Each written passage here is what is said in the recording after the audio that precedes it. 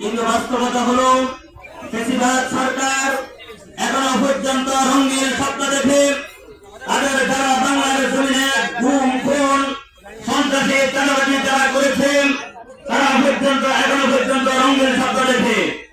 আমরা ইসলামী আন্দোলন বাংলাদেশ স্পষ্ট ভাষায় বলে দিতে চাই, স্বপ্ন কখনো বাস্তব হবে না ইনশাআল্লাহ। ইসলামী আন্দোলন বাংলাদেশ যতদিন পর্যন্ত বাংলার জমিনে থাকবে ততদিন পর্যন্ত নতুন করে কোন ফেসিবাদ সরকারকে ক্ষমতা দেখতে চায় না।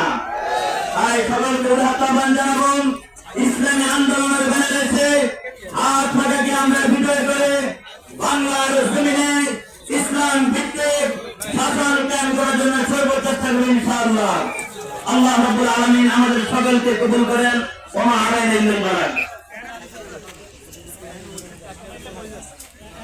সংগ্রামী উপস্থিতি, সমাবেশের পর্যায়ে বক্তব্য রাখবেন ইসলামী আন্দোলন বাংলাদেশ নোয়াখালী উত্তর শাখার সংগ্রামী ছাত্র যুব বিষয়ক সম্পাদক জনাব মোহাম্মদ হাবিবুর রহমান মিত্র।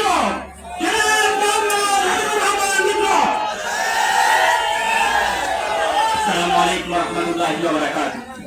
সংগ্রামী